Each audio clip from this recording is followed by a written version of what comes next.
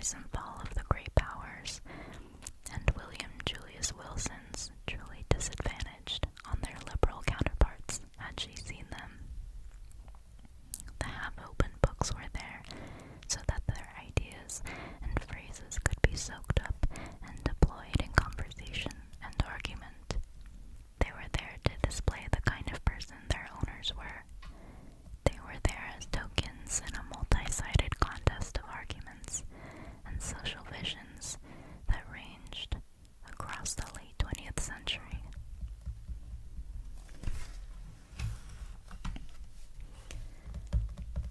So this book can be a little bit dense.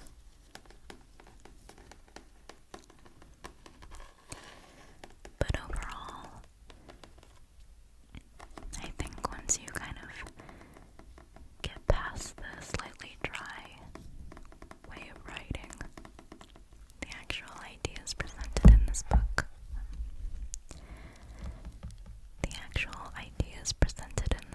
are very interesting. This was a required reading for one of my classes in college, and to this day, I still find value in it.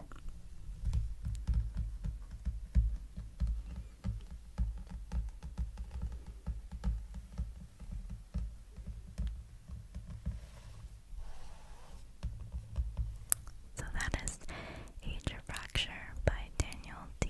Rogers.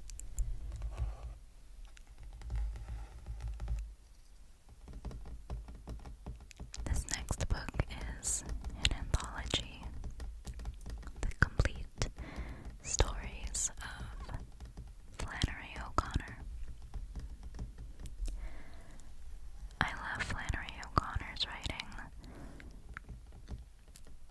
She writes in the sort of southern Gothic style. If you like Faulkner, you might like Flannery O'Connor, although I personally think she is superior to Faulkner.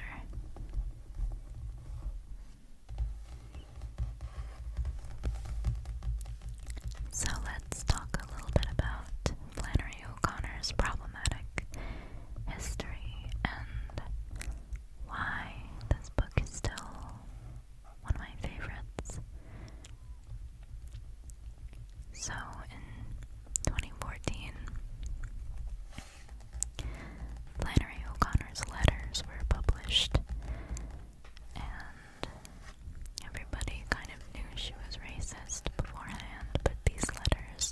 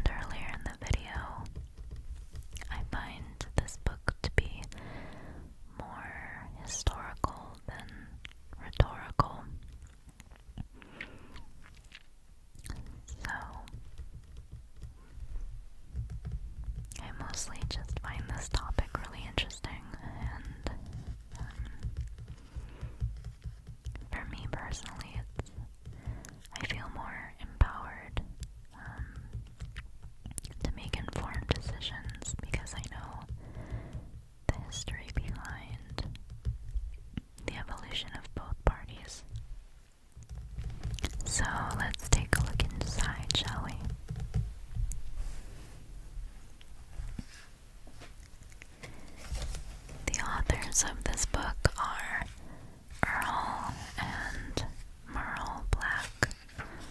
I'm not sure if they're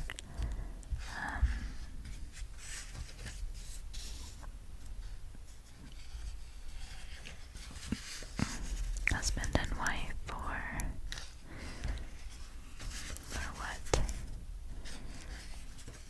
As you can see, I don't know if I underline these things or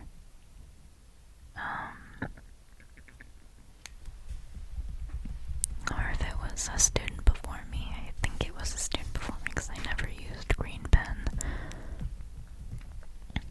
So let's read a small passage. The shape of the Southern Congressional Delegation. The unique characteristics of the South's modern House delegation can best be appreciated when set against historical patterns of representation. Figure 1.1 tracks the percentage distribution of Southern House seats among white Democrats, white Republicans, Black Republicans, and Black Democrats in each congressional election from 1866 through 2000.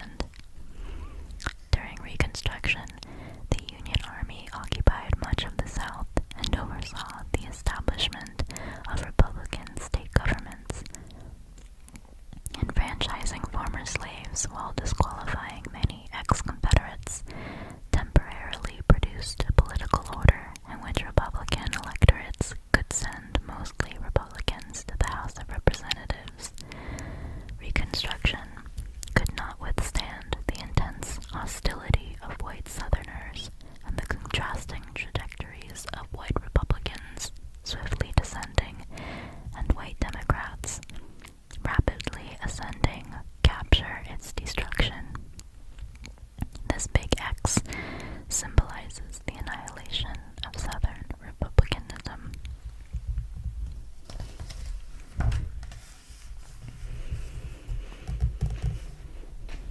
So as you can probably see, there's a lot of academic jargon in this book, but if you can kind of get past that, there's a lot of really interesting information in this book. So if you're at all interested in the subject matter, I highly recommend it.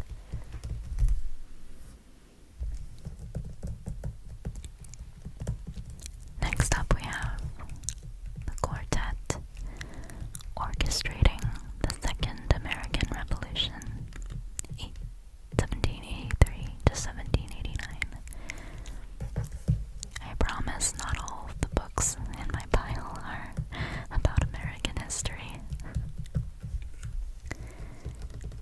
The four men featured on the cover of this book are George Washington, James Madison, Alexander Hamilton, and John Jay.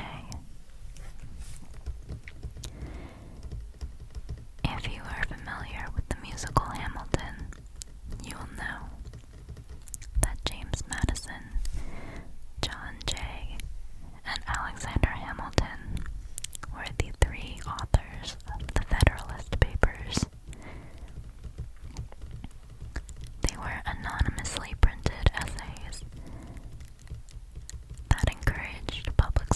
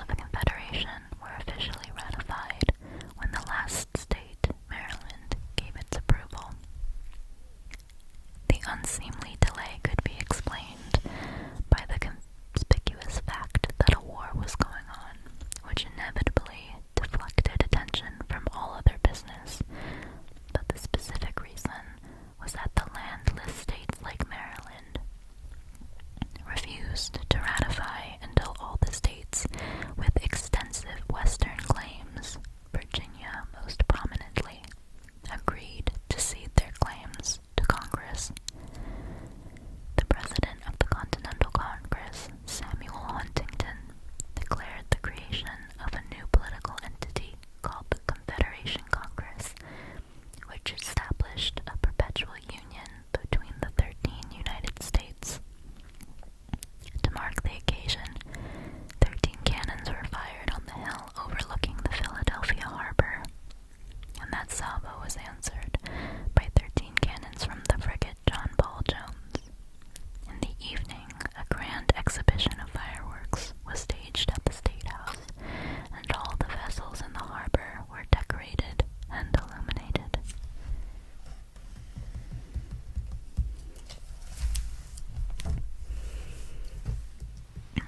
If you know anything about early American history, you'll know that the Articles of Confederation were not necessarily successful.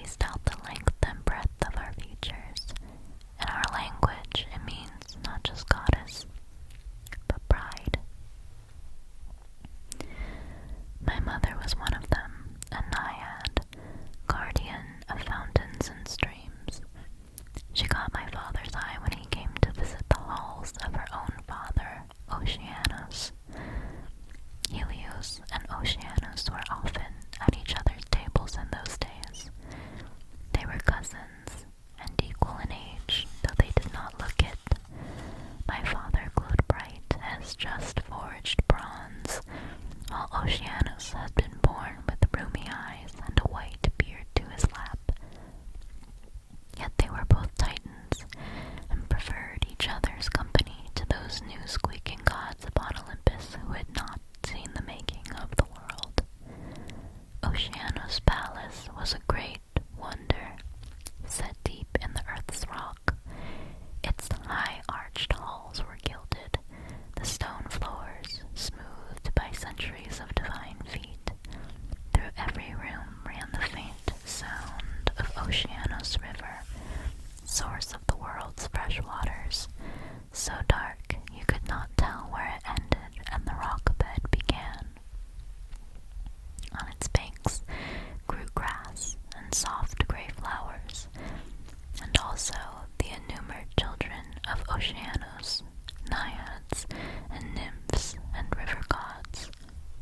Otters sleek, laughing, their faces bright against the dusky air, they passed golden goblets among themselves and wrestled, playing games of love. In their midst, outshining all that lily beauty, sat my mother.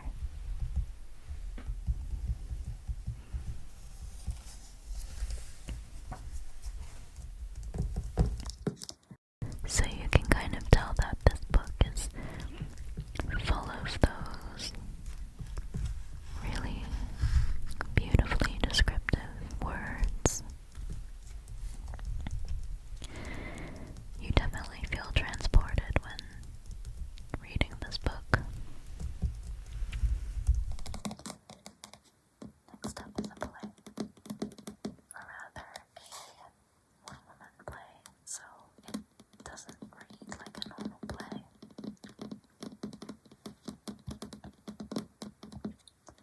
This is a one-woman adaptation of Magical Thinking by Joan Didion.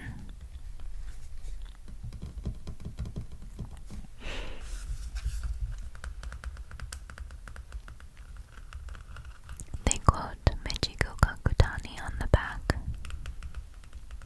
and I think that's kind of funny if you've watched Sex and the City. There's a scene, I think in season 5, maybe, I think Carrie had short hair, so maybe season 5,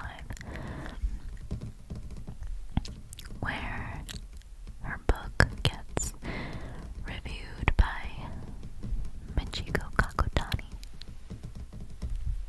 for the New York Times.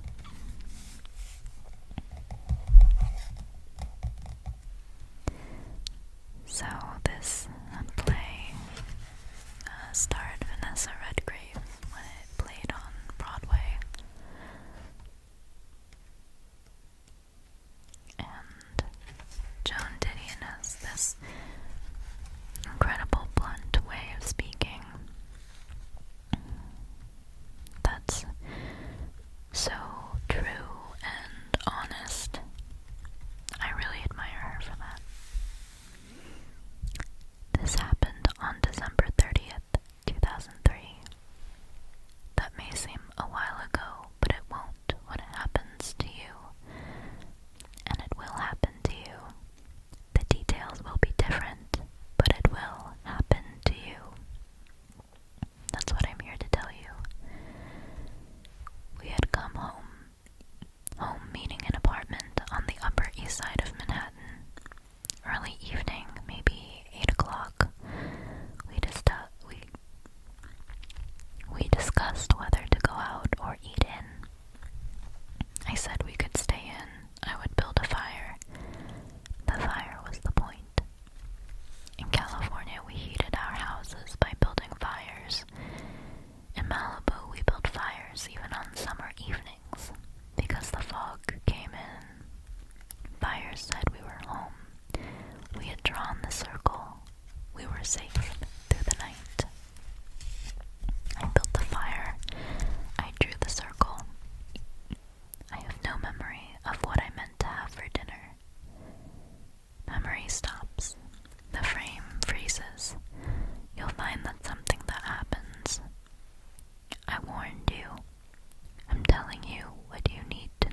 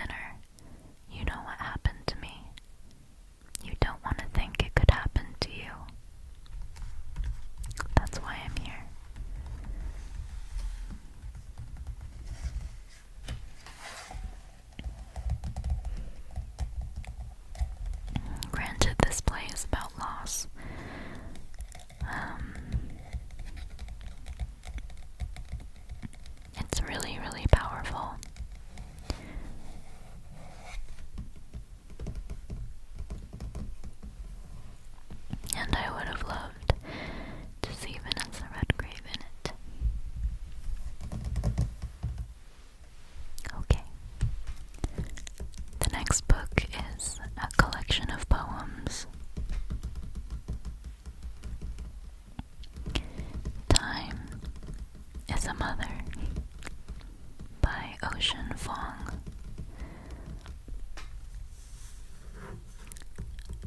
Ocean Vuong is also one of my favorite authors, full stop.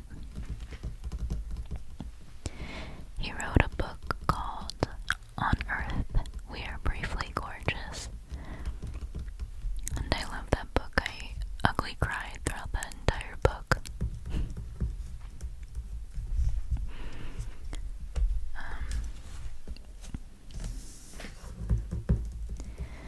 But this collection of poetry is really stunning. It's apparently a signed copy.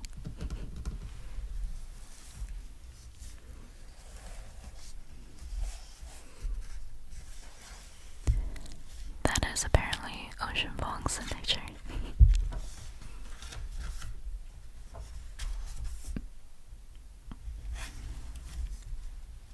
So let's pick a poem to read together, shall we?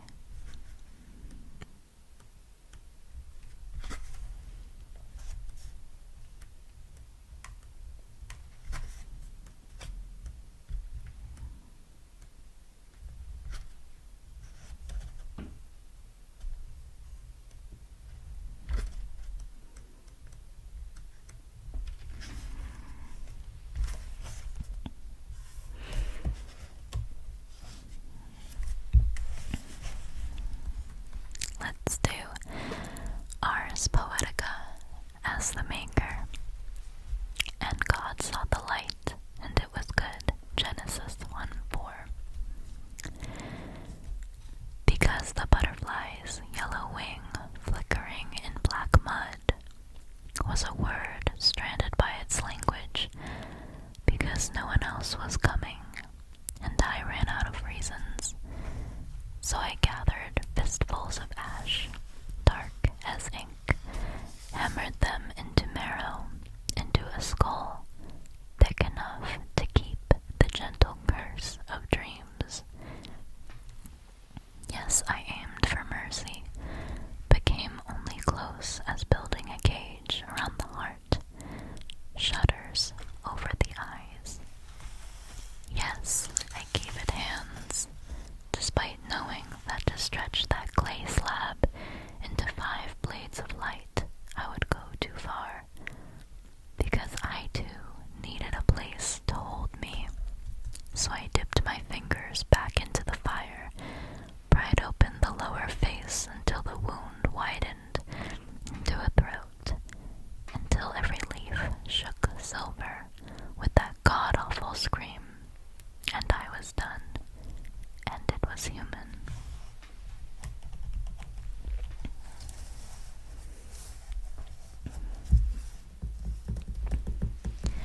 I tend to not be a huge poetry fanatic, so I don't know nearly as much about poetry as someone who studies it. But I love the way Ocean Vuong crafts his words. He almost uses his words like a painter would their medium. He paints landscapes so incredibly rich, and the rhythm of his writing is really a treat.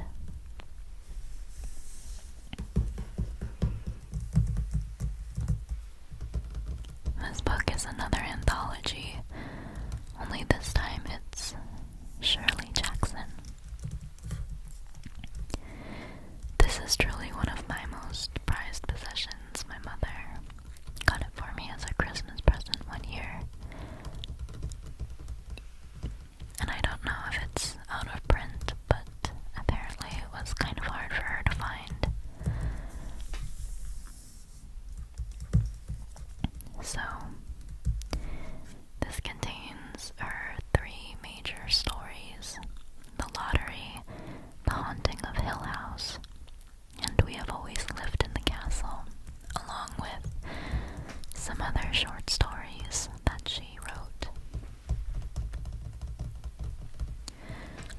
Have Always Lived in the Castle is one of my favorite books ever. I know Haunting of Hill House has been more popular lately because of the TV show. But trust me when I say We Have Always Lived in the Castle is truly something special. If you like kind of spooky, atmospheric kind of stories, this is your gal.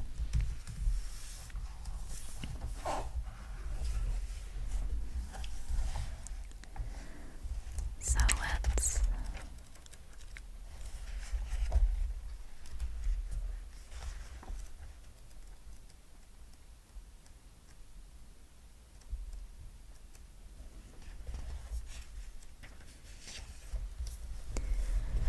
read the opening, shall we?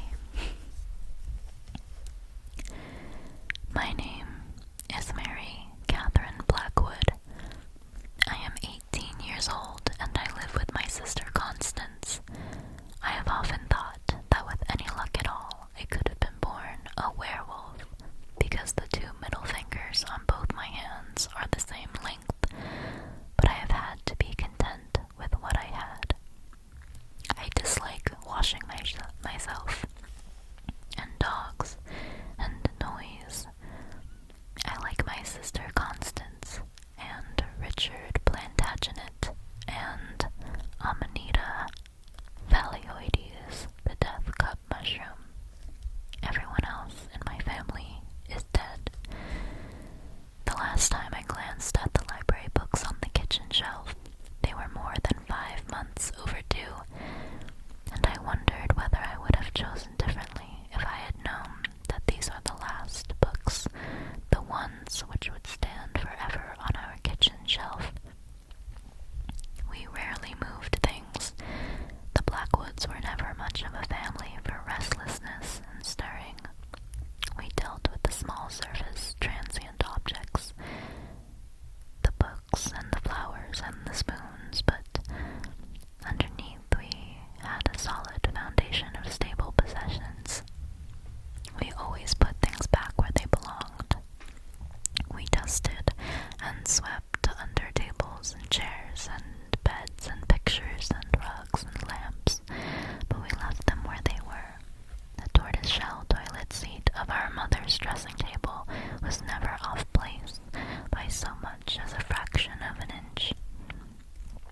Blackwoods had always lived in our house and kept their things in order.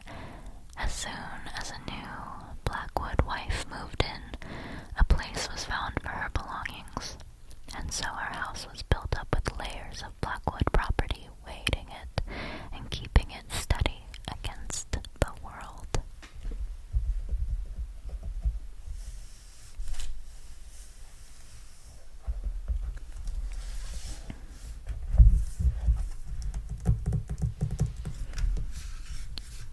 I love Shirley Jackson's prose. It's so moody and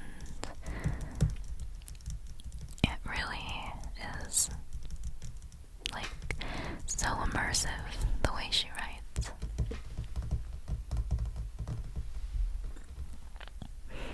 So if you like something a little spooky or something a little surprising, suspenseful without, being too over the top, this is your gal. Okay.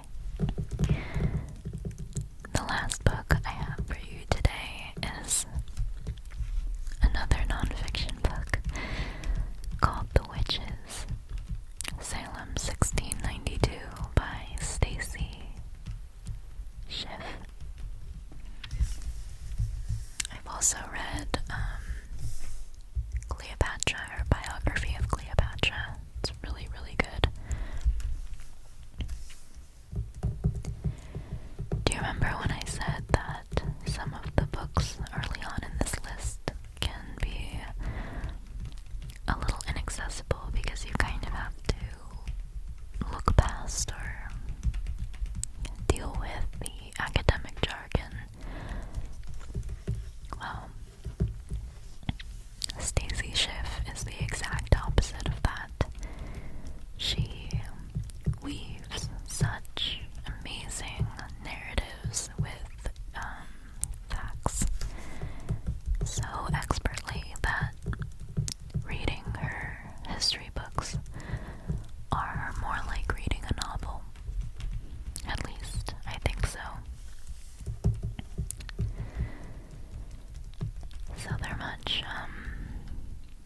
much more pleasurable, I think, to read.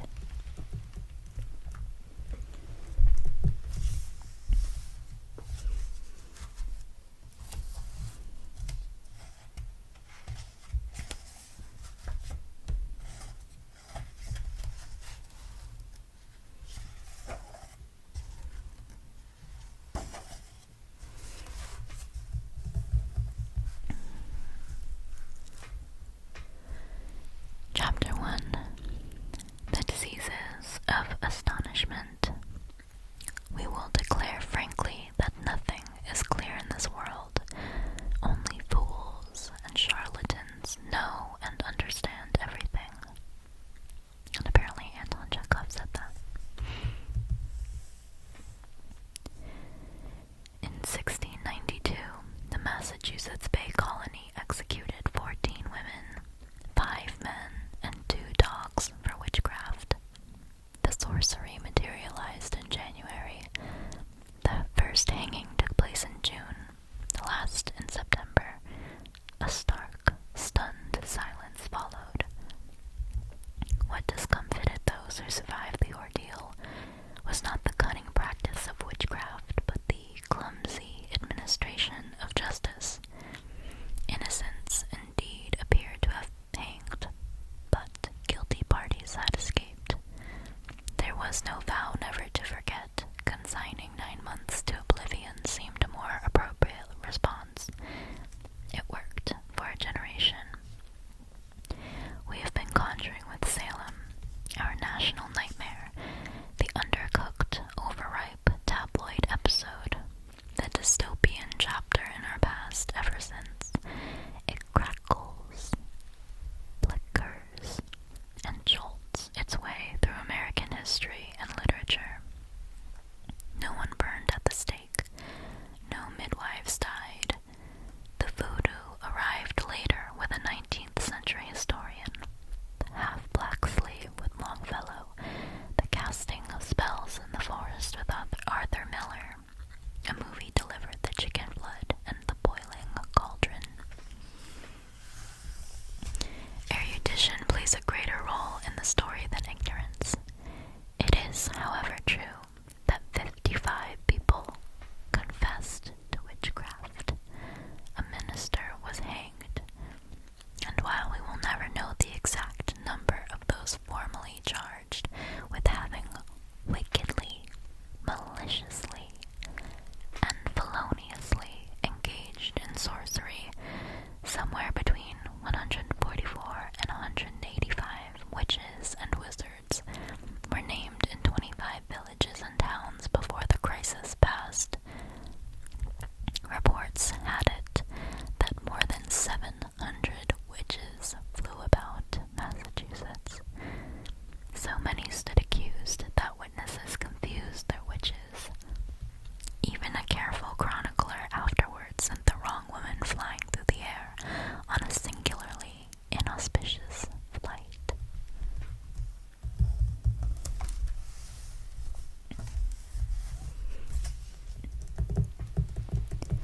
What Stacy Schiff does in this book is take an event that is really quite tragic and sensationalized in media, and she breaks it down to what really happened and